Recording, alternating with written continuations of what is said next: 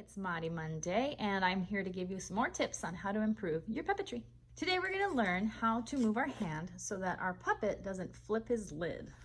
And here to help us is Baby Chester. Hi. Baby Chester is going to be helping us out. And Baby Chester, can you show us what it means to flip your lid?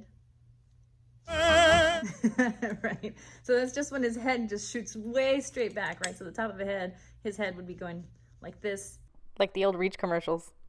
Now we don't want that to happen to our puppet. That's a very unnatural movement. So you got to think about how our heads move and how our jaw moves downward, right?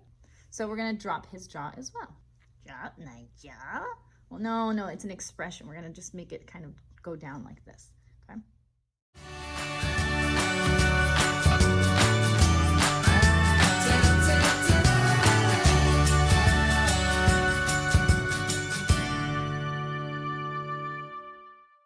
So today's lesson is going to be all about how to move your puppet's mouth. We talked last time about the eyes and the position of the eyes and getting used to making that eye contact. But a lot of the times, even especially when you have an audience that's far away, your audience is going to be looking at the movement of the mouth. And that includes the lip sync and also the head tilt. We don't want to open it too far back so where the puppet's head is flopping backward. We're going to go old school with this one. I've got my overhead projector set up. Yeah, no school like the old school. So let's take a look at what not to do first. Flipping your lid, throwing it backward like this. And that's a very unnatural motion for him to do that. That doesn't look very good. It looks like a very kind of crazy puppet. And it kind of throws off that eye contact, doesn't it? You're choking me, Moddy. Stop. Now that doesn't mean that you can't throw your head back sometimes. You do need it sometimes, right? Like, Stella!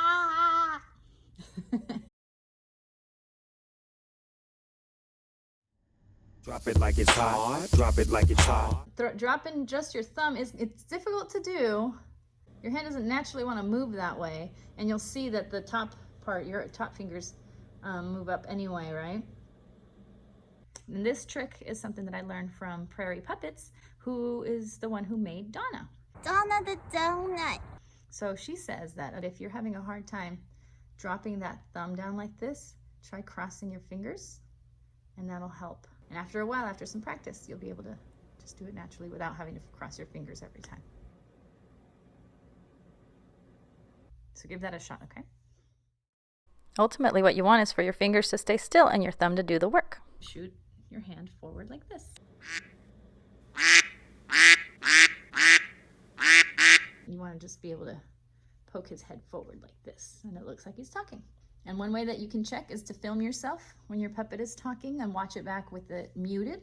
And if your puppet looks like this, you're probably flipping your lid. So you want to work on dropping that thumb and pushing his head forward so it looks a little more natural. Like that, just like that. Thank you, Chester. So if this was helpful to you, go ahead and like the video. Leave me a comment if you have any questions as well. And I'm going to leave you some tongue twisters down in the description so that you can practice those out. Okay? I'll see you next time.